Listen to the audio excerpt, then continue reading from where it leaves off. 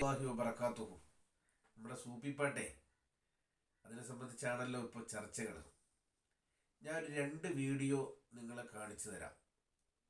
1 മിനിറ്റും ഒരു 6 സെക്കൻഡും ഉൾക്കൊള്ളുന്ന രണ്ട് വീഡിയോ. അത് കേട്ടതിന് ശേഷം ഇൻഷാ അല്ലാഹ് ബാക്കിയിലേക്ക് നമുക്ക് കിടക്കാം. ഇൻഷാ അല്ലാഹ്. അത് മാത്രമല്ല മറ്റൊരു കാര്യം പറയാനുള്ളത്, എൻ്റെ ഈ ഒരു ചാനലിൽ ആ ഒരു വീഡിയോ ചെയ്തതിന് ശേഷം മറ്റൊരാൾ, ഒരു ഉസ്താദ് തന്നെയാണ്, കുറേ കാര്യങ്ങളൊക്കെ എന്തൊക്കെയോ വിളിച്ച് പറയുന്നുണ്ട്. അപ്പോൾ ഞാൻ അതിന് പ്രതികരിക്കാതിരിക്കണം എന്ന് വിചാരിച്ചതാണ്. കാരണം പിന്നീട് എന്തിനാണ് വെറുതെ ഇല്ലാതെ. അദ്ദേഹം വായിൽ തോന്നിയ കാര്യങ്ങളൊക്കെ വിളിച്ച് പറയുന്നുണ്ട്. അത് കണ്ടപ്പോൾ എനിക്ക് ചിരി തോന്നി. വേറെ ഞാൻ പ്രതികരിച്ചത് ഭ്രാന്തായാൽ എന്ത് സുഖമെന്ന് ആ ഒരു പാട്ടിനെതിരായിട്ടാണ് ഞാൻ അതിൽ അർത്ഥം വെച്ച് ഞാൻ തെറ്റായി പോയത് എന്ന രീതിയിലാണ് ഞാൻ അതിന് സപ്പോർട്ട് ചെയ്ത് സംസാരിച്ചത്. പക്ഷെ അയാളുടെ വീഡിയോയിൽ കാണിക്കുന്നത് ഏതോ ഒരു പാട്ടിനെ കാണിച്ചിട്ട്, സൂഫി സോങ് തന്നെയാണ്, പക്ഷെ ഞാൻ കാണിക്കാത്ത ഒരു പാട്ടിനെ അദ്ദേഹം കാണിച്ചിട്ട് ഇതിലേക്ക് സപ്പോർട്ട് ചെയ്യുന്ന ചില തലകെട്ടുധാരികളൊക്കെ ഉണ്ട് എന്ന് പറഞ്ഞുകൊണ്ട് അദ്ദേഹം വിമർശിച്ചു കൊണ്ട് മുമ്പോട്ട് വന്നുകൊണ്ടിരിക്കുകയാണ്. അപ്പോൾ ഞാൻ അതിന് പ്രതികരിക്കുന്നില്ല. ആളെ ആരെന്ന് ഞാൻ കാണിക്കുന്നുമില്ല, ഒന്നും തന്നെയില്ല. നിങ്ങൾ മനസ്സിൽ വെച്ചാൽ മതി. അപ്പോൾ ഈ അടുത്തായിട്ട് എന്നെ വിമർശിച്ചുകൊണ്ട് ഒരാൾ വീഡിയോ ചെയ്തിട്ടുണ്ടായിരുന്നു. ഇവന് ഈ തലകെട്ടുധാരികളൊക്കെ ഇപ്പോൾ രംഗത്ത് വന്നിരിക്കുന്നു, മറ്റേ വീഡിയോ ചെയ്യുന്നുണ്ട് അങ്ങനെ ഇങ്ങനെ എന്ന് പറഞ്ഞിട്ട്. ആ ഉസ്താദിനുള്ള മറുപടിയും കൂടിയാണ് ഈ ഒരു വീഡിയോ. ഓക്കെ, ഈ വീഡിയോ അദ്ദേഹം കാണുമെന്ന് ഞാൻ പ്രതീക്ഷിക്കുകയാണ്. ഇനി കണ്ടില്ല എന്നുണ്ടെങ്കിൽ ഇൻഷാ അള്ളാ അദ്ദേഹത്തിന് എത്തും ഈ വീഡിയോ. എപ്പോഴെങ്കിലും അദ്ദേഹം ഈ ഒരു വീഡിയോ കാണും. അദ്ദേഹത്തിൻ്റെ ഫോട്ടോയോ മറ്റൊന്നും തന്നെ ഞാൻ ഇവിടെ കൊടുക്കാൻ ആഗ്രഹിക്കുന്നില്ല. ഓക്കെ, അദ്ദേഹവും ഒരു ഉസ്താദാണ്. ഓക്കെ, എന്നെ പ്രതികരിച്ചുകൊണ്ട് മുമ്പോട്ട് വന്നിരിക്കുകയാണ്. അപ്പോൾ ഇൻഷാ അള്ളാ ഏതായാലും നമുക്ക് സത്യാവസ്ഥ മനസ്സിലാക്കി. ഇതിൽ ഈ വീഡിയോ നിങ്ങൾ കണ്ടു കാണും. ഇതിൽ പരാമർശിക്കപ്പെടുന്ന വ്യക്തി ഞാനാണ്. ഞാൻ കഴിഞ്ഞ പ്രാവശ്യം ഒരു വീഡിയോ ചെയ്തിരുന്നു, സൂപ്പിപ്പാട്ടാകരുത് എന്ന് പറഞ്ഞാണ് എൻ്റെ വീഡിയോ ഇറക്കിയത്. അപ്പോൾ അതിനെതിരെ ഒരു ഉസ്താദ് രംഗത്ത് വന്നിരുന്നു. അദ്ദേഹം എന്തോ തെറ്റിദ്ധരിച്ചിട്ടാണ് അദ്ദേഹം ആ ഒരു വീഡിയോയിൽ എന്നെ സംബന്ധിച്ച് പറയുന്നത്. യഥാർത്ഥത്തിൽ ഞാൻ സൂഫിസത്തിനോ സൂഫികൾക്കോ തർബീയത്തിനോ മുറബിയായ ഷെയ്ഖന്മാർക്കോ ഒന്നും ഞാൻ എതിരായ ഒരു വ്യക്തിയല്ല. ഞാൻ അതിൻ്റെ മഹത്വവും മാഹാത്മ്യവും ഒക്കെ നിലനിർത്തിക്കൊണ്ട് തന്നെയാണ് ഞാൻ കഴിഞ്ഞ പ്രാവശ്യം ആ വീഡിയോയിൽ പറഞ്ഞിട്ടുള്ളത്. ഇപ്പോഴും ഞാൻ ആ വീഡിയോയിൽ ഉറച്ചു നിന്നുകൊണ്ടാണ് സംസാരിക്കുന്നത്. എന്താണ് ഞാൻ അന്നും ഇന്നും ഒക്കെ പറയുന്നത്? സൂഫിയാക്കൾക്ക് ഒരു റൂട്ടുണ്ട്, ഔലിയാക്കൾക്ക് ഒരു റൂട്ടുണ്ട്. ആ റൂട്ടിൽ അവർ സഞ്ചരിക്കുമ്പോൾ അള്ളാഹുവിൻ്റെ രസത്തിലായി ലദ്ദത്തിലായി അവർ ഇഴുകിച്ചേരുമ്പോൾ അവരിൽ നിന്നും അവിചാരിതമായി പല വാചകങ്ങളും വന്നുപോകും. അങ്ങനെ വന്നുപോയാൽ അതിനെ വ്യാഖ്യാനിക്കേണ്ടത് ഏത് രൂപത്തിലാണെന്ന് വളരെ വ്യക്തവും കൃത്യവുമായ രീതിയിൽ ഇമാമുകൾ രേഖപ്പെടുത്തിയിട്ടുണ്ട്. നമുക്ക് വേണ്ടത് അതല്ലേ, അൽ അദില്ലത്തു അൽ അഇമ്മ എന്നാണ്. നമുക്ക് ഏറ്റവും വലിയ തെളിവുകളെന്ന് പറഞ്ഞാൽ ഇമാമുകളാണ്. ആ ഇമാമുകൾ അതെല്ലാം വ്യക്തവുമായി പരാമർശിച്ചിട്ടുണ്ട്. എൻ്റെ കഴിഞ്ഞ വീഡിയോയിൽ പറഞ്ഞു, മഹാനായ ഇബ്നു ഖല്ലാജ് റളിയല്ലാഹു അൻഹു അനൽ ഹഖ് എന്ന് പറഞ്ഞിട്ടുണ്ട്. അബൂ യസീദുൽ ബിസ്താമി റളിയല്ലാഹു അൻഹു മാഫി ജുബ്ബി ഗൈറുല്ലാഹ് എന്ന് പറഞ്ഞിട്ടുണ്ട്. സുബ്ഹാനി എന്ന പ്രയോഗങ്ങൾ ഔലിയാക്കൾ നടത്തിയിട്ടുണ്ട്. അത് അവർ നടത്തും. കാരണം അവർ ആ മക്കാമിലേക്ക് എത്തിയവരാണ്. ആ മക്കാമിലേക്ക് എത്തിയവർ നടത്തുന്ന പ്രയോഗങ്ങൾ സാധാരണക്കാരായ ആൾക്കാർ നടത്താൻ പാടില്ല. ഇതാണ് ഞാൻ അപ്പോഴും ഈ സമയത്തും പറയുന്നത്.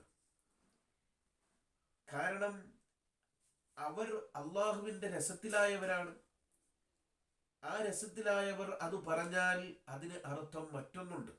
നമുക്കറിയാമല്ലോ, പെണ്ണ് കെട്ടാൻ പൂതി കാശില്ലാത്ത കേട് എന്ന് ഒരു വലിയ പറഞ്ഞു. ആ വലിയ പറഞ്ഞപ്പോൾ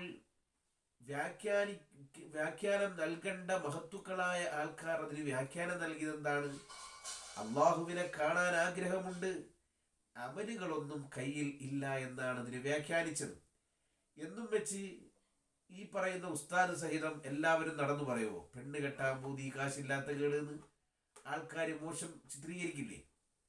അപ്പോൾ ഔലിയാക്കൾ പറയുന്ന വാചകങ്ങളെല്ലാം സാധാരണക്കാരായ ആൾക്കാർ പിൻപറ്റാനോ അത് പറഞ്ഞു നടക്കാനോ പാടില്ല. ഇതാണ് ഞാൻ പറഞ്ഞിട്ടുള്ളത്. പിന്നൊരു മുറബിയായ ഷെയ്ഖ് തൻ്റെ മുരീദിന് ചില വാചകങ്ങൾ പറഞ്ഞു കൊടുക്കും. അത് പൊതു പ്ലാറ്റ്ഫോമിൽ പറയാനും പാടില്ല. പറയേണ്ടത് മാത്രമാണ് പറയേണ്ടത്. ഇതാണ് ഞാൻ അപ്പോഴും ഇപ്പോഴും ഒക്കെ പറയുന്നത്. ഇത് പറഞ്ഞപ്പോൾ അദ്ദേഹത്തിന് എന്തോ ഒരു തെറ്റിദ്ധാരണ കുടുങ്ങിയതാണ്. അപ്പം അദ്ദേഹം ഭ്രാന്തായാൽ എന്തു സുഖം, സക്രാത്തിൻ മൗത്ത് എന്ത് രസം എന്നൊരു പാട്ടിനാണ് അദ്ദേഹം വ്യാഖ്യാനിച്ചത്. ഞാൻ ആ പാട്ട് കാണിച്ചില്ലെന്നേ ഉള്ളൂ. പക്ഷേ സൂഫിസത്തിനെ ന്യായീകരിക്കുന്നുണ്ടെന്നാണ് ഞാൻ പറഞ്ഞത്. കാരണം ഭ്രാന്തായാൽ എന്തു സുഖമെന്ന് പറഞ്ഞാൽ ഭ്രാന്തായാൽ എന്താണ് സുഖം? അത് പറഞ്ഞത് ഔലിയാക്കളാണ്. ഔലിയാക്കൾക്ക് പറയാം. അവരുടെ നൗറു ഫിക്ർ ഒക്കെ അള്ളാഹുവിൽ അധിഷ്ഠിതമാണ്. അങ്ങനെ ആ ഒരു മക്കാമിലെത്തുന്ന ഔലിയാക്കൾക്ക് പറയാം ഭ്രാന്തായാൽ എന്ത് സുഖം, സക്രാത്തിൽ മൗത്ത് എന്ത് രസമെന്ന് അവർക്ക് പറയാം. ഒരു കുഴപ്പവുമില്ലാത്ത, എങ്ങും എത്താത്ത, വിലായത്തിൻ്റെ ഒരു ഗണികകൾ പോലും എത്താത്ത നമ്മൾ ആ മക്കാമിലെത്തിയവർ പറയേണ്ട വാചകങ്ങൾ നമ്മൾ പറഞ്ഞാൽ എങ്ങനെ ഇരിക്കും? അപ്പോൾ പിന്നെ എന്ത് ചെയ്തു? ഈ അടുത്ത് പിന്നെ കബീർ ബാഖവിയുടെ ഒരു പ്രസംഗം വന്നപ്പോൾ അതിൻ്റെ വ്യാഖ്യാനം ഇന്നതാണ് എന്ന് പറഞ്ഞു. കബീർ ബാഖവി വ്യാഖ്യാനിച്ചത് എന്താ? ഭ്രാന്തായാൽ എന്ത് സുഖം, സക്രാത്തിൻ്റെ മൗത്ത് എന്ത് രസം. അതിന് അദ്ദേഹം പറഞ്ഞ വ്യാഖ്യാനം എന്താ? അള്ളാഹുവിൻ്റെ ശിക്ഷയും അള്ളാഹുവിൻ്റെ നരകവുമൊക്കെ ആലോചിക്കുമ്പോൾ ചിന്തിച്ചു പോകും, ഭ്രാന്തനായിരുന്നെങ്കിൽ എന്തായിരുന്നു രസം. ഇതൊന്നും അറിയണ്ടാലോ, ഹിസാബില്ലാതെ സ്വർഗത്തിൽ കിടക്കല്ലോ എന്ന് ചിന്തിക്കണം. അങ്ങനാണ് ആ പാട്ടിന്റെ വ്യാഖ്യാനമെന്ന് അദ്ദേഹം പറഞ്ഞു. അപ്പൊ ഇദ്ദേഹം പറഞ്ഞു, എന്താ കബീർ ബാഖവിയുടെ വ്യാഖ്യാനം. അദ്ദേഹം വല്ലാത്തൊരു അത്ഭുതത്തോടു കൂടി എന്ത് ചെയ്തു, അതിനിങ്ങനെ നോക്കിക്കണ്ടു.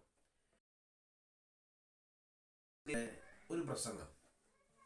അപ്പൊ അദ്ദേഹം ആ പ്രസംഗത്തിൽ പറഞ്ഞു, യഥാർത്ഥ ബുദ്ധിയുള്ള ഭ്രാന്തന്മാരെന്ന് പറഞ്ഞാൽ ഔലിയാക്കളാണ് എന്ന് പറഞ്ഞു. അപ്പൊ ഭ്രാന്ത് എന്ന് കേട്ടപ്പോഴത്തേക്ക് കണ്ടോ, ഭ്രാന്തായാൽ എന്ത് സുഖം എന്നത് അതുമായിട്ട് അങ്ങോട്ട് ലിങ്ക് ചെയ്തു. പറയുന്നത് എന്താണെന്നെങ്കിലും ഒന്ന് ശ്രദ്ധിക്കണ്ടേ, ചിന്തിക്കണ്ടേ? നജീബ് മൗലവി പറഞ്ഞത് വളരെ വ്യക്തമാണ്. യഥാർത്ഥ ഭ്രാന്തന്മാരെന്ന് പറഞ്ഞാൽ ആ ബുദ്ധിയുള്ളവരാണ് യഥാർത്ഥ ഭ്രാന്തന്മാർ. അതാരാണ്? അള്ളാഹുവിൻ്റെ ഔലിയാക്കൾ. അതിലാർക്കാ ഇപ്പം സംശയമുള്ളത്? ഞാനും അതിനെതിരല്ലല്ലോ. എൻ്റെ വാചകത്തിനല്ലേ അത് ശക്തി പകരുന്നത്. യഥാർത്ഥ ഭ്രാന്തന്മാരെന്ന് പറഞ്ഞാൽ അള്ളാഹുവിൻ്റെ ഔലിയാക്കളാണ്. അവർക്ക് ലക്ഷ്യബോധമുണ്ട്. ഈ ഒരു ജീവിതം കൊണ്ട് ലക്ഷ്യബോധ്യമുള്ളവരാണ്, ബോധമുള്ളവരാണ് യഥാർത്ഥ ബുദ്ധിയുള്ള ഭ്രാന്തന്മാർ. ഒരു ബോധവുമില്ലാത്തവർ അവർ എന്ത് ഭ്രാന്തന്മാരാണ്? അതവർക്കൊരു വൈകല്യമാണ് എന്നാണ് നജീബ് മൗലവി പറഞ്ഞു വെച്ചത്. അപ്പോൾ ഒരു പറയുന്ന വിഷയം എന്താണ് എന്ന് പോലും ഗ്രഹിക്കാതെയാണ് ഇവരെ പോലെയുള്ള ചില ആൾക്കാർ ഇങ്ങനെ വിമർശനവുമായി കുറ്റപ്പെടുത്തലുകളുമായി രംഗത്ത് വരുന്നത്. ഞാൻ ഇതിനൊന്നും എതിരല്ല. ഇതെല്ലാം സൂഫിസമുണ്ട്. ഞാനും ഒരു ഷെയ്ഖിൻ്റെ കീഴിൽ ബൈഅത്ത് ചെയ്ത ആളാണ്, ഞാനും എൻ്റെ കുടുംബവും. അതുകൊണ്ട് തന്നെ ഞാനതിനെ എതിർക്കുന്ന ആളല്ല. പക്ഷേ അതൊക്കെ അതിൻ്റെതായിട്ടുള്ള രൂപത്തിലും മാർഗത്തിലുമായിട്ടാകണം പോകേണ്ടത്. മഹാനായ ഉസ്മാൻ റളിയല്ലാഹു അൻഹുവിൻ്റെ മുമ്പിൽ നബി സല്ലല്ലാഹു അലൈഹി വസല്ലം തങ്ങളുടെ കവികളിൽ ഒരാൾ വന്നു പറഞ്ഞു, അലാ കുല്ലു ശൈഇൻ മാ ഖലല്ലാഹ ബാതിലു എന്ന് പാടിയപ്പോൾ മഹാനായ ഉസ്മാൻ റളിയല്ലാഹു അൻഹു പറഞ്ഞു, സദഖ്ത, നിങ്ങൾ സത്യമാണ് പറഞ്ഞത്. അല്ലാഹ് അല്ലാത്തതെല്ലാം നശിച്ചു പോകും. അതിനൊന്നും എന്തല്ല ഒരു അടിസ്ഥാനവും ഇല്ല, എല്ലാം നശിച്ചു പോകും. രണ്ടാമതും അദ്ദേഹം പാടി, വകുല്ലു നഈമിൻ ലാ മഹാലത സായിലു. ഒരു ഷാഇർ ബീത്താണ്, അൽഫിയായിലും തുഹ്ഫയിലൊക്കെ ഉണ്ടെന്നാണ് തോന്നുന്നത്.